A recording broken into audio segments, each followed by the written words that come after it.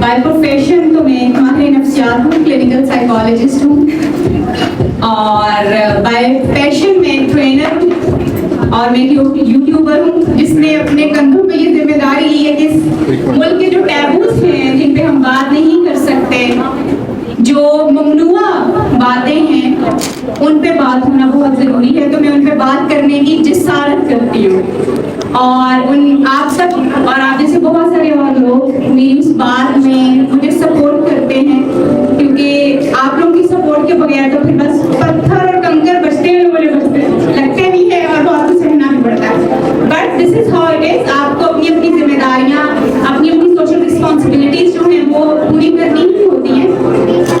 इतने शानदार लोग आज की इस गैदरिंग में बैठे हुए हैं और बहुत सक्सेसफुल लोग बैठे हुए हैं। तो मेरी जर्नी अभी असगर साहब कह रहे थे कि 2 दहाइयों की कहानी है उनकी, तो 1.5 जो ईयर्स है, ये 50 ईयर्स की कहानी मेरी भी है। 15 सालों से मैं एज अप्रोप्रिएट सेक्स एजुकेशन के ऊपर काम कर रही हूँ और कोशिश कर रही हूँ कि हम सेक्स को बाकी सारे चीज़ों की तरह नॉर्मलाइज कर सकें, कि हम इसको इतना बड़ा टैबू ना बनाएं कि हमारे लिए अपना मैरिटल रिलेशनशिप कायम करना जो मुश्किल हो जाए, हमारे लिए अपने बच्चों को एजुकेट करना जो मुश्किल हो जाए, तो किस तरह से अपनी हिफाजत कर सकते हैं।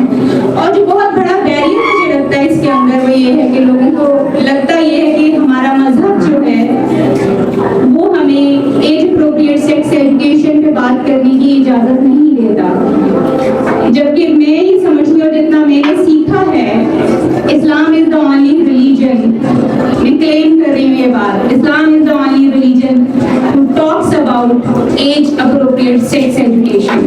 और ये दुनिया में आपको कहीं और नहीं मिलेगा सिवाय कुरान के, कि इस्लाम कितनी खूबसूरती से हर एज और स्टेज के हिसाब से आने वाली चेंजेस को बयान करता है। So this is my journey कि मैं ये कर रही हूँ, लेकिन क्योंकि मैं यहाँ पे आप सब शानदार हीरोज के साथ हूँ, इवेंट्स के साथ हूँ, खूबसूरत लोगों के साथ हूँ, सक्सेसफुल लोगों के साथ हूँ, स्टार्स के साथ हूँ, तो मैं चाहती हूँ कि मैं कुछ टिप्स आपसे जरूर शेयर करूँ जिन्होंने मुझे हेल्प किया कि मैं अपने ड्रीम को अचीव कर सकूँ और मैं वो बन सकूँ, वो अचीव कर सकूँ जो मैंने सोचा, जो मैंने चाहा।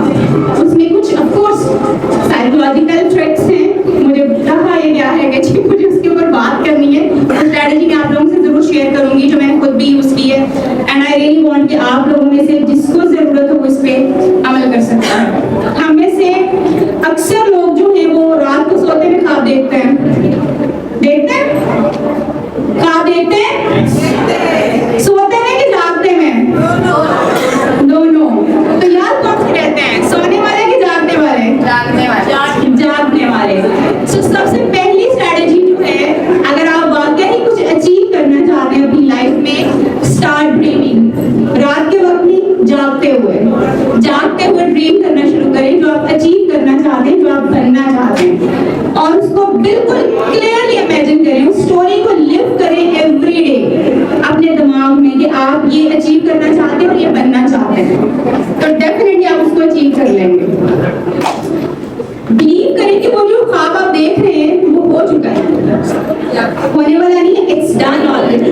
ये बिलीव अपने अंदर रखिए, ये यकीन रखिए कि इट्स डन ऑलरेडी, और उसके बारे में कोई एक डाउट भी अगर आपके इर्द गिर्द मंडलाता है तो उसको जाने दें, पकड़े मत, प्रैक्टिस ना कीजिए, it's done already, keep moving with this belief.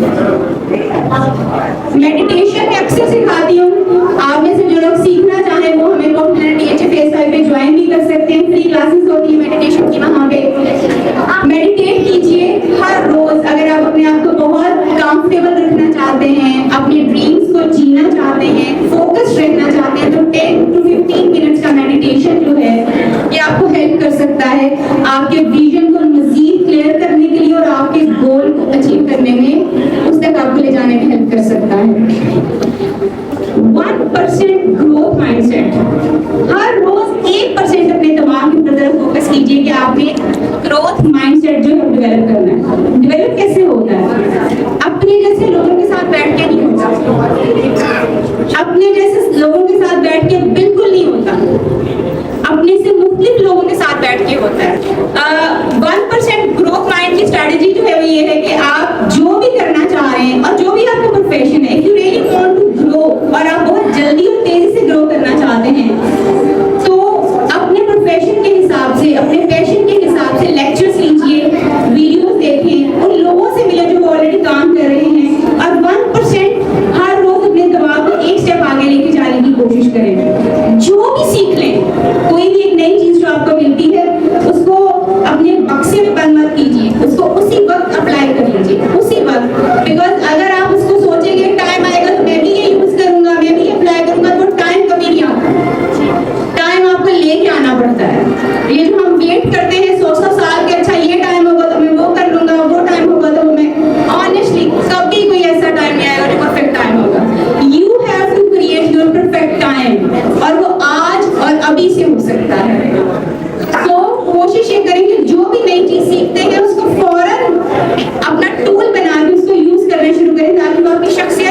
बन जाए और आपको ज्यादा तगड़ोड़ ना करनी पड़े। अपने आप को रिवाइव कीजिए, हमेशा अपने गोल्स को मेजर करने की कोशिश करें कि आप जाना कहाँ चाहते हैं और कितना सफर अब तक तय हो चुका हुआ है आपका, कितने और कदम आपने उठाने हैं अपनी मंजिल की तरफ। हर रोज जब आप अपने आप को ये बताएंगे कि आप अपनी मंजिल के कितने करीब हैं, उसमें आने वाली परेशानियों और चैलेंजेस को नहीं बताना खुद को, क्योंकि वो तो आते रहेंगे जाते रहेंगे, पार्ट ऑफ लाइफ है। आपने सिर्फ अपनी मंजिल बतानी कि आपने जाना कहाँ है और इस बिलीव के साथ बताना है कि आप पहले ही वहाँ पहुंचे हुए हैं, because you have imagined yourself there. So आपने इसी ग्रोथ के साथ जो आगे बढ़ते हैं, हमेशा ये याद रखिएगा कि व्हेन यू थिंक ऑफ कि आपने लोगों से मुख्तलिफ खड़े होना है, डिफरेंट पाथवे अपनाना है, तो उस डिफरेंट पाथवे के कंकर और पत्थर भी बड़े से मुख्तलिफ होते हैं, चैलेंजेस भी मुख्तलिफ होते हैं। उसके लिए जरूर तैयार कीजिए अपने आप को, ये जरूर बताइए कि ये रास्ता जो आप चूज कर रहे हैं, इसमें जो चैलेंजेस आएंगे वो आम लोगों वाले नहीं होंगे, because you have not chosen the path of common people.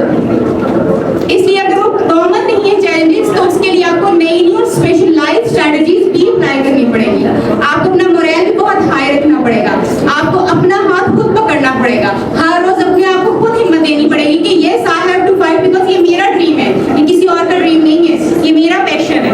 हर रोज आपको बहुत सारी एडवर्सिटीज के खिलाफ खड़ा होना पड़ेगा, खुद अपना दोस्त बनना पड़ेगा, अपना कंपेनियन बनना पड़ेगा, ताकि आप गिर ना पाए, आपको सपोर्ट मिलती रहे और वो हमेशा आपको अपने आप से मिलेगी। यस आपका सोशल सर्कल आपको जरूर हेल्प करेगा, मगर ऐसा जरा काम ही होगा, ऐसा जरा काम ही होगा, क्योंकि जब आप चलते हैं तो सफर अकेले ही करना पड़ता है।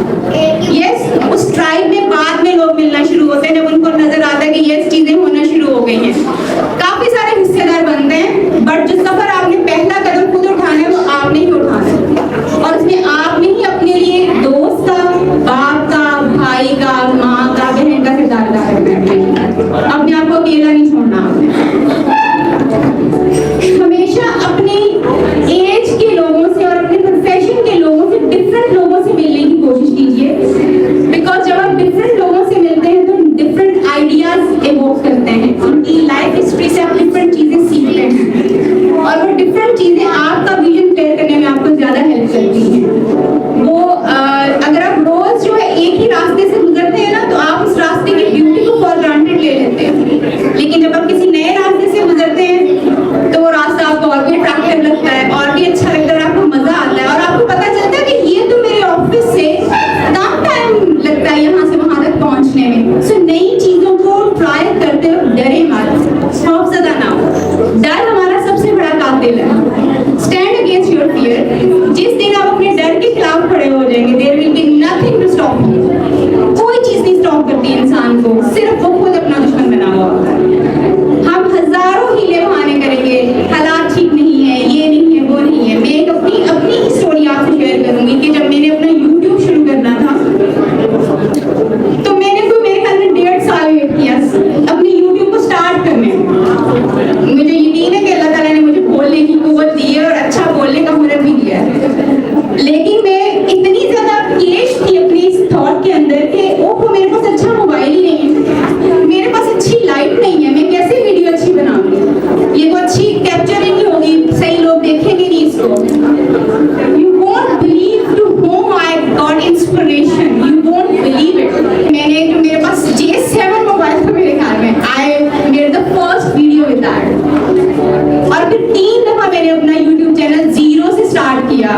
After reaching with a huge following, मुझे 3 दफा उसको दोबारा से स्टार्ट करना पड़ा, बिकॉज उसमें बहुत सारे ग्लिचेस थे, बहुत सारी चीजें थी। Now after so many years, and these so many years are almost 7 years now, I am having a really good channel जो कि लोगों के लिए उनकी आसानी की राह बन रहा है, उनको एजुकेशन दे रहा है। और जब शुरू किया था तो बहुत कुछ फेस इस तरह करना पड़ा कि लाइफ थ्रेट्स भी मिलना शुरू हो गए थे और लोग मारने के लिए घर तक भी पहुंचे हुए थे। But it was the only thing कि जी आपने ये जिम्मेदारी ली है, तो आपको इसको फाइट करना ही करना है, आपने इसके लिए लड़ना ही लड़ना है। एंड आई रियली रिमेम्बर कि एक टाइम ऐसा भी आया कि जब मुझे अपने घर वालों को ये बात कहना पड़ी कि आज के बाद आप में से कोई बंदा मेरी किसी पोस्ट के ऊपर कोई कमेंट नहीं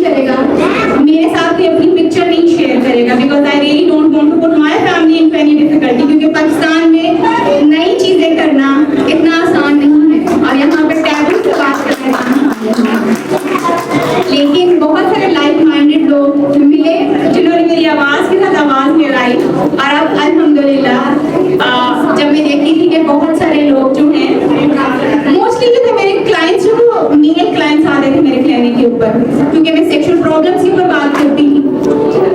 तो मैं परेशान हो रही थी औरतें क्यों नहीं आती, क्या बात है, ऐसी क्या बात है कि औरतों के इश्यूज नहीं होते। मैंने किताबों में पढ़ा है औरतों को बहुत इश्यूज होते हैं, औरतें क्यों नहीं आती, कि पाकिस्तानी औरतों को नहीं मसले होते। मैं जब मुल्क से बाहर थी मैं औरतें देखती थी कि वो आती थी और वो अपना ट्रीटमेंट भी करवाती थी, अपने प्रॉब्लम शेयर करती थी, पाकिस्तान में क्यों नहीं आती। अब जब मैंने औरतों के मसाइल के ऊपर बात करना शुरू किया तो लेट मी टेल यू कि पूरा एक दिन 6 घंटे औरतों की कंसल्टेंसीज को भुगताते गुजर गए, सिर्फ औरतों के।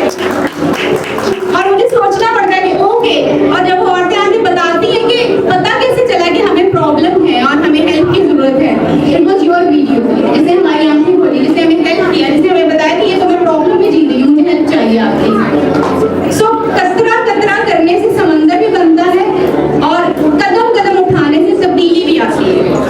अगर यकीन रखेंगे कि आपने अपना रोल प्ले करना है सोसाइटी में, जो जिम्मेदारी आपको दी गई है वो आपकी पूरी करनी है, तो वो डेफिनेटली होगा।